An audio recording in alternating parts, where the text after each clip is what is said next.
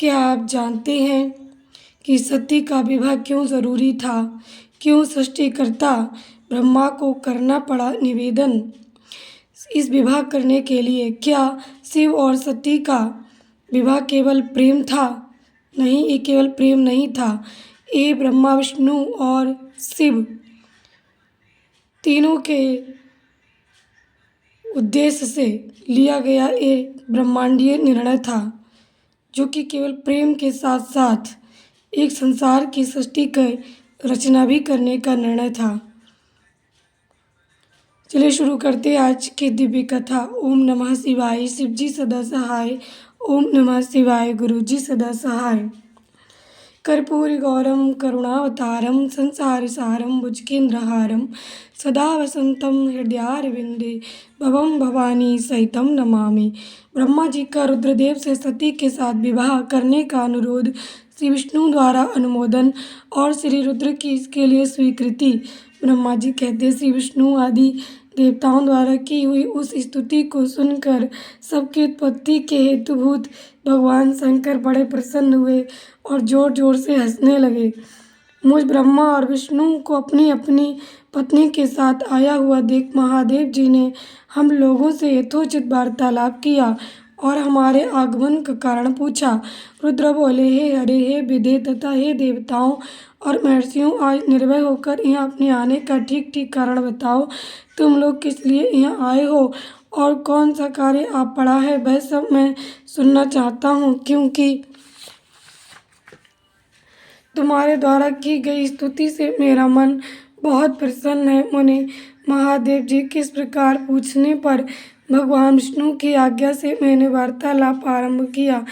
मुझ ब्रह्मा ने कहा, देवदेव महादेव करुणा सागर प्रभु, हम दोनों इन देवताओं और ऋषियों के साथ जिस उद्देश्य से यहाँ आए हैं उसे सुनिए। वृषभध्वज, विशेषता आपके ही लिए हमारा यहाँ आगमन हुआ है, क्योंकि हम तीनों सहारथी हैं। सृष्टि चक्र के संचालन रूप प्रयोजन की सिद्धि के लिए एक दूसरे के सहायक हैं। सहारथी को सदा परस्पर यथा योग्य सहयोग करना चाहिए, अन्यथा ये जगत टिक नहीं सकता। महेश्वर, कुछ ऐसे असुर उत्पन्न होंगे जो मेरे हाथ से मारे जाएंगे, कुछ भगवान विष्णु के और कुछ आपके हाथों नष्ट होंगे। महाप्रभु, कुछ असुर ऐसे होंगे जो आपके वीर से उत्पन्न हुए पुत्र के हाथ से ही मारे जा सकेंगे।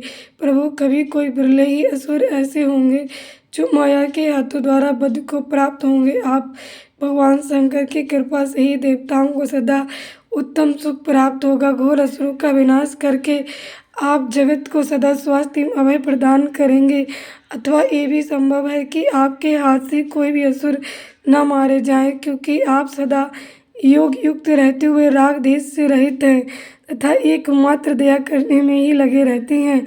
इस यदि भी असुर भी आराधित हों, आपकी दया से अनुग्रहित होते रहें, तो सृष्टि और पालन का कार्य कैसे चल सकता है। अतः वृषभध्वज, आपको प्रतिदिन सृष्टि आदि के उपयुक्त कार्य करने के लिए उद्यत रहना चाहिए।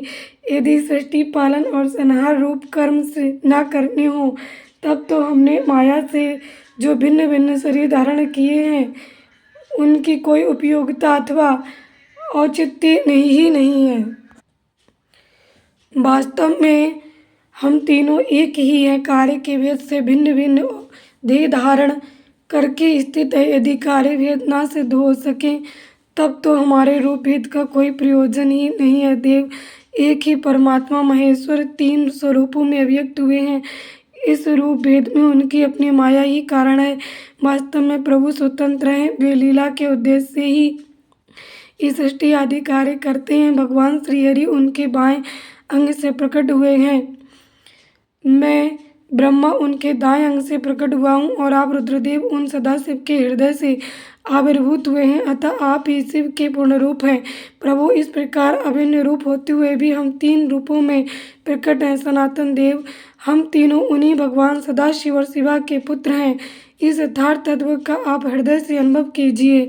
प्रभु, मैं श्री विष्णु आपके आदेश से प्रसन्नतापूर्वक लोक की सृष्टि और पालन के कार्य कर रहे हैं तथा कार्य कारणवश सपत्नीक भी हो गए हैं। अतः आप भी विश्व हित के लिए सदा तथा देवताओं को सुख पहुँचाने के लिए एक परम सुंदरी रमणी को अपनी पत्नी बनाने के लिए ग्रहण करें। महेश्वर, एक बात और है, उसे सुनिए। मुझे पहले के वृत्तांत का स्मरण हो आया है। पूर्व काल में आपने ही शिव रूप से जो बात हमारे सामने कही थी, वही इस समय सुना रहा हूँ। आपने कहा था, ब्राह्मण, मेरा ऐसा ही उत्तम रूप तुम्हारे अंग विशेष ललाट से प्रकट होगा जिसके लोक में रुद्र नाम से प्रसिद्धि होगी। तुम ब्रह्मा सृष्टिकर्ता हो गए, श्री हरि जगत का पालन करने वाले हुए, और मैं सगुण रुद्र रूप होकर संहार करने वाला होऊंगा। एक स्त्री के साथ विवाह करके लोक के उत्तम कार्य की सिद्धि करूंगा। अपनी कही हुई इस बात को याद करके आप अपनी ही पूर्व प्रतिज्ञा को पूर्ण कीजिए। स्वामिन, आपका ये आदेश है कि मैं सृष्टि करूं, श्री हरि पालन करें और आप स्वयं संहार के हेतु बनकर प्रकट हों। सो आप साक्षात शिव ही संहारकर्ता के रूप में प्रकट हुए हैं। आपके बिना हम दोनों अपना अपना कार्य करने में समर्थ नहीं, अतः आप एक ऐसी कामनी को स्वीकार करें जो लोकहित के कार्य में तत्पर रहे। शंभु, जैसे लक्ष्मी भगवान विष्णु की और सावित्री मेरी सहधर्मिणी है, उसी प्रकार आप इस समय अपनी जीवन सहचरी प्राण वल्लभा को ग्रहण करें। मेरी ये बात सुनकर लोकेश्वर महादेव जी के मुख पर मुस्कुराहट दौड़ गई। वे श्रीहरि के सामने मुझसे इस प्रकार बोले, ईश्वर ने कहा, ब्राह्मण हरे, तुम दोनों मुझे सदा ही अत्यंत प्रिय हो। तुम दोनों को देखकर मुझे बड़ा आनंद मिलता है। तुम लोग समस्त देवताओं में श्रेष्ठ त्रिलोकी के स्वामी हो, लोकहित के कार्य में मन लगाए रहने वाले।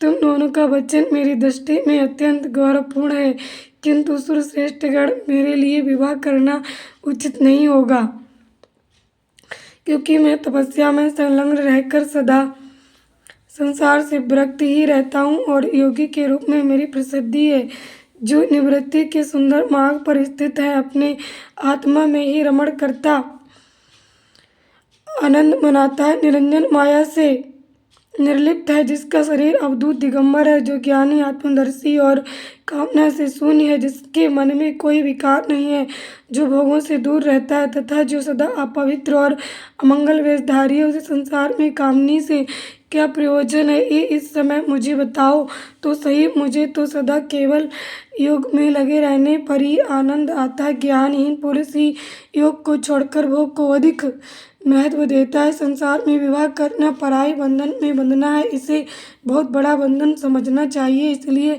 मैं सत्य सत्य कहता हूँ, विवाह के लिए मेरे मन में थोड़ी सी भी अभिरुचि नहीं है। आत्मा ही अपना उत्तम अर्थ या स्वार्थ है, उसका भलीभांति चिंतन करने के कारण मेरी लौकिक स्वार्थ में प्रवृत्ति नहीं होती। तथापि जगत के हित के लिए तुमने जो कुछ कहा है उसे करूँगा। तुम्हारे वचन को गरिष्ठ मानकर अथवा अपनी कई बात को पूर्ण करने के लिए मैं अवश्य विवाह करूँगा, क्योंकि मैं सदा भक्तों के बस में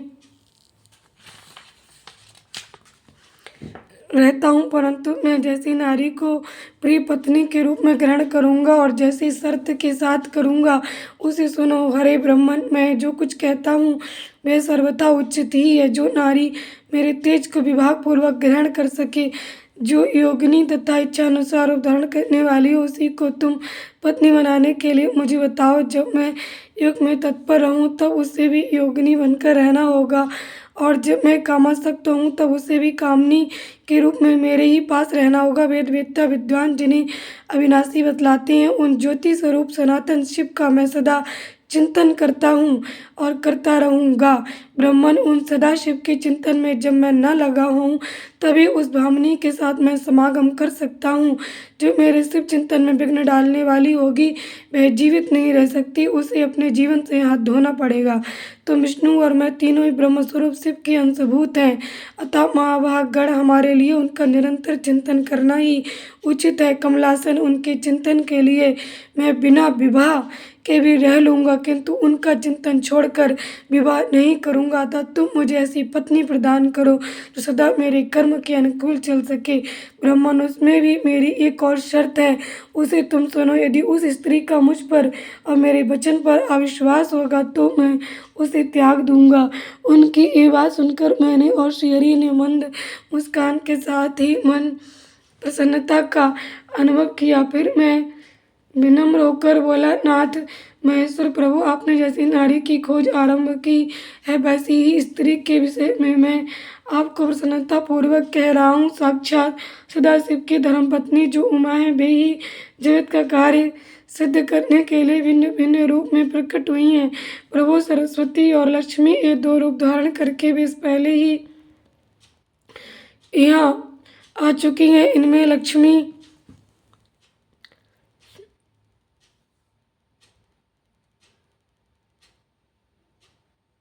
तो श्री विष्णु की प्राण वल्लभा हो गई। सरस्वती मेरी अब हमारे लिए वे तीसरा रूप धारण करके प्रकट हुई हैं। प्रभु लोकहित का कार्य करने की इच्छा वाली देवी शिवा दक्ष पुत्री के रूप में अवतीर्ण हुई हैं। उनका नाम सती है। सती ही ऐसी भार्या हो सकती हैं जो सदा आपके लिए हितकरणी हो। देवी महातेजस्विनी सती आपके लिए आपको पति रूप में प्राप्त करने के लिए दृढ़तापूर्वक कठोर व्रत का पालन करती हुई तपस्या कर रही हैं। महेश्वर आप उन्हें वर देने के लिए चाहिए, कृपा कीजिए और बड़ी प्रसन्नता के साथ उन्हें उनकी तपस्या के अनुरूप वर देकर उनके साथ विवाह कीजिए। शंकर भगवान विष्णु की मेरी तथा इन संपूर्ण देवताओं की यही इच्छा है।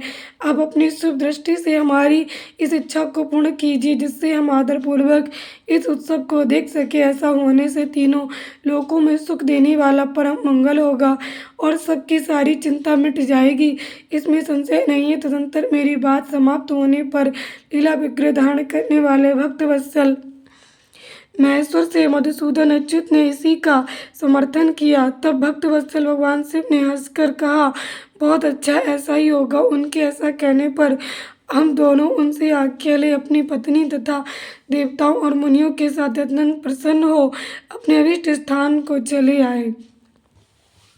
जय गुरु जी। शुक्राना गुरु जी, अनंतम शुक्राना। ओम नमः शिवाय। शिव जी सदा सहाय। ओम नमः शिवाय। गुरु जी सदा सहाय। संगत जी, आज का अध्याय यहाँ पर संपूर्ण हुआ। कल हम अगले अध्याय का श्रवण करेंगे। आप सब बने रहिए इसी तरह, निरंतर से महापुराण की कथा का रसपान कीजिए और अन्य सभी संगत परिवार समस्त भक्त गणों तक इस कथा को पहुँचाइए। जय गुरु जी। शुक्राना गुरु जी। कमेंट में ओम नमः शिवाय जरूर लिखिएगा, जिससे आपकी प्रेजेंट फील होती है कि आपकी प्रेजेंस भगवान शिव के मंदिर, भगवान शिव के द्वार तक पहुंच जाती है। इस संसार में जो कुछ भी सब कुछ शिव ही शिव है, उनकी इच्छा के बिना कुछ नहीं होता। उनकी इच्छा से ये वीडियो आपके पास पहुंचेगी और उनकी इच्छा होगी तभी आप इस पाठ को पूरा सुन पाएंगे और उनकी इच्छा होगी तभी आप कमेंट भी कर पाएंगे। जय गुरु जी। शुक्राना गुरु जी।